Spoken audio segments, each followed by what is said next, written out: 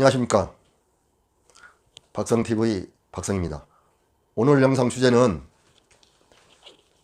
지난 몇 시간에 걸쳐서 교류 순식값, 교류 벡터 이론을 말씀을 드리는데, 이번 시간에는 그 순식값과 벡터를 중요한 문제를 몇 개 골라서 한번 같이 풀어보겠습니다. 문제 푸는 게 문제가 아니고, 이 문제를 품으로써 얼마 전에 배운 것을 다시 생각하고 또 어떻게 적용이 되는지를 생각해보는 시간입니다. 제가 자격증을 열 몇 개를 취득하는 과정에서 보면은 저도 특별한 책이 없었어요. 인강을 많이 들었는데, 인터넷 강의를 그냥 듣고 있는 거예요. 책이 저는 없어서 제가 좋아하는 책을 한 권 사가지고 그 강의만 듣는 거예요. 왜? 거의 99%가 같거든요. 그러면 얘기를 듣고, 아, 저런 게 있구나. 듣다 보면은 내가 이제 혼자 내 책 가지고 공부할 때 응용이 됩니다. 그러면 이 순식값이에요. 이게 I 20루트 2 사인 377t 마이너스 6분의 파이의 파형의 주파수는 얼마냐. 이거 뭐 어쩌다 보면 금방 나와요. 하지만 우리가 그것을 답을 미리 알 게 아니고, 이 순식값의 모양을 다시 한번 이제 합니다. 순식값의 표시는 V는 이꼬르 최대값 사인 파형 2파이 ft 플러스 세터라고 했습니다. ft예요. 이것은 최대값이라고 했어요. 최대값. 이것은 파형, 사인 파형이죠. 그러니까 파형, 사인 파형.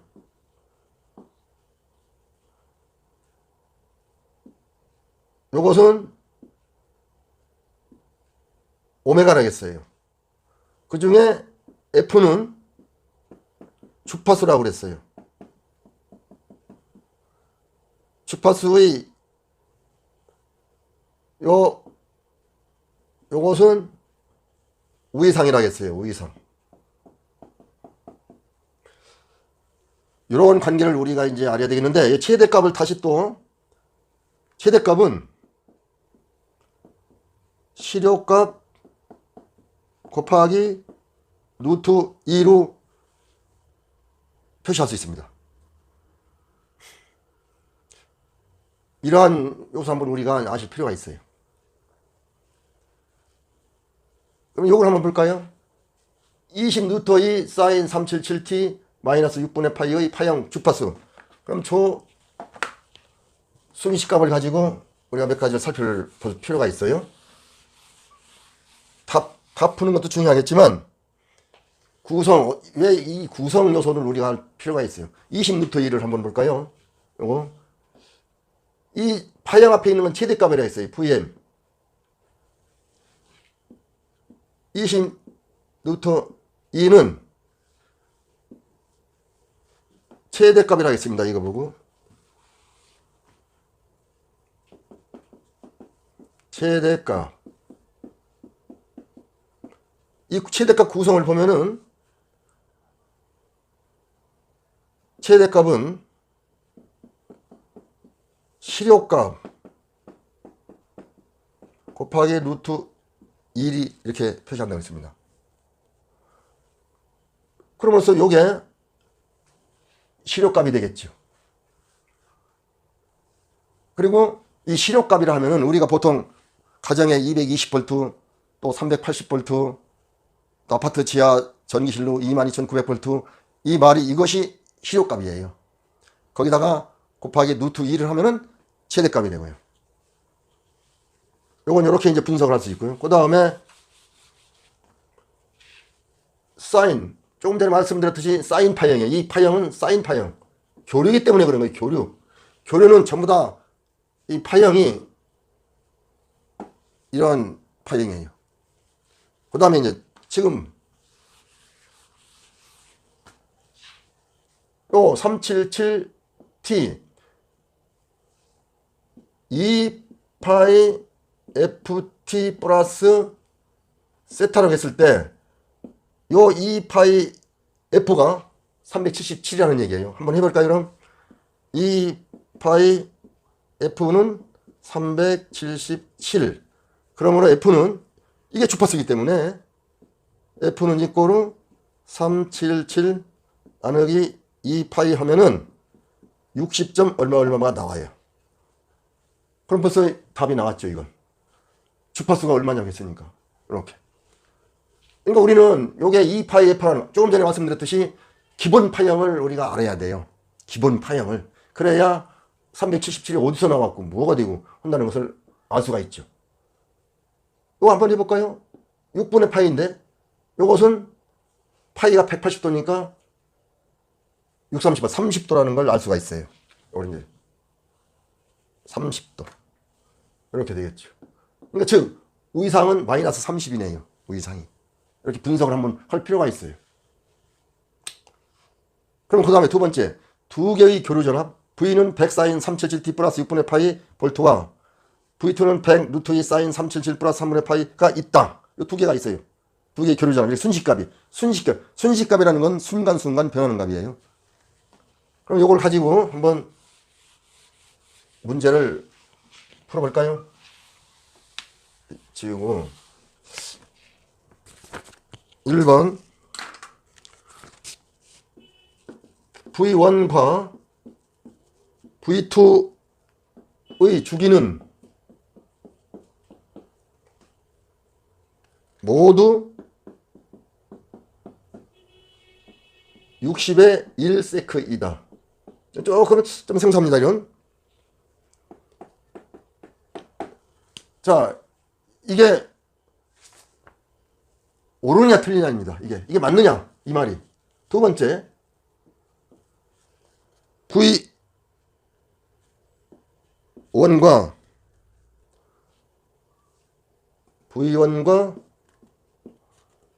V2의 주파수는 377Hz이다. 여러분 생각해 보세요. 이게 맞는지 틀리는지. 세 번째는 V1과 V2는 동상이다.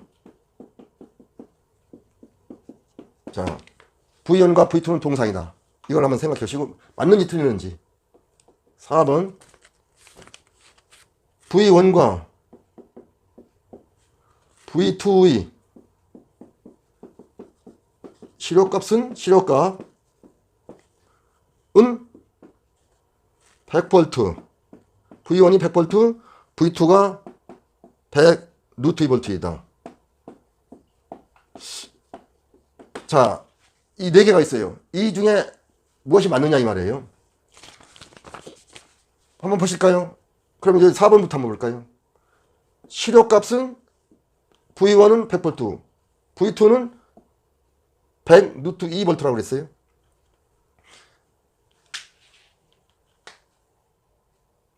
우리가 요 사인 앞에 있는 것은 최대값이라고 그랬어요. 사인 앞에 있는 건 최대값이라고 그랬어요. 최대값. 최대값은 Vm을 표시가 되는데 Vm은 시료값 곱하기 루트 2입니다. 이렇게 표시할 수 있어요. 그러면 여기가 지금 시료값을 찾는 거죠. 요걸 찾는다 이 말이죠. 요거 시료값. 보면 여기는 루트 2가 없어요. 이게 최대값이지 시료값은 아니에요. 왜? 뒤에 루트 2가 있어야 되는데 이렇게 없잖아요. 그래서 시료값이 아니에요. 요것은 보니까 이 전체가 최대값인데 루트 2 해서 어떠한 100을 곱했어요. 그러니까 이게 시료값이죠. 요 100이 시료값이에요. 근데 여기는 V2는 시료값을 이거라 했으니까 틀립니다. 이건 시료값이 요 100이라고 했으면 맞아요. V2 V1 시료값이 100이라고 했어요. 이것은 최대값이에요. 만약 이것을 시료값에 하려면은 루트 2를 써줬으면 시료값이에요. 이게. 하지만 이것을 써주지 않았어요. 그래서 이것도 시료값이 아닙니다. 100도. 만약 여기가 루트 2로 또 여기가 정답을 하려면 요리 돼야 되죠. 이렇게. 이게 정답이에요. 이렇게 표시되고 두 번째는 이렇게 표시되고. 그래서 이건 정답이 아닙니다. 틀렸어요. 3번부터 볼까요? V1과 V2는 동상이다. 동상이라는 것은 위상이 같아야 돼요. 이 상은 위상이 여기라 했습니다. 요걸 하겠어요. 근데 보니까 여기는 30이에요. 30도. 여기는 60도입니다. 아니죠. 동상이. 아니기 때문에 이거 틀렸어요. 동상, 상이 같다는 얘기예요. 틀리죠. 30도, 60도니까. 이것도 답이 아니에요. 찍고. V1과 V2의 주파수는 377Hz이다. 자, 요 T가 빠졌습니다. 이렇게.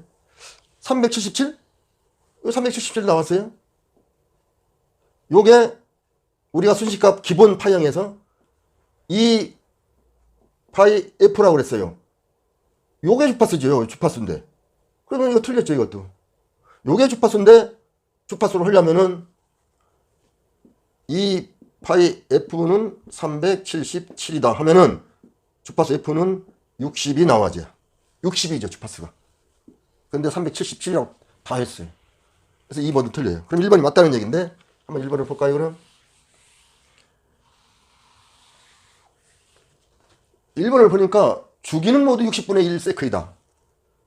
주기, 여기 우리가 지금 주기는 얘기를 안 했는데 주기가 나왔어요. 이런 때 조금 좀 어렵게 들어갈 수가 있어요. 주파수는 모두 60이다. 이러면 얼른 머리에 들어올 수 있는데 주파수가 아니고 주기라고 딱 나왔어요. 뭐 어렵지 않습니다. 이거와 이걸 보니까 주파수는 60이라고 우리가 이제 했습니다. 다시 한번 하는데 377이 2파이 F라고 했어요. 377이. 여기도 377이 2파이 F니까 F는 60이에요. F는 이코로 60Hz. 근데 주기를 물었어요. 주기. 주기는 모두 60분의 1 세크이다. 주기와 주파수는 뭐라고 제가 말씀을 드렸냐면 역수라고 그랬어요. 역수. 자, 그러면 주기는 T라고 표시하는데 T는 60분의 1 세크죠. 이렇게. 답은 그러니까 1번이 답이 맞는 거예요.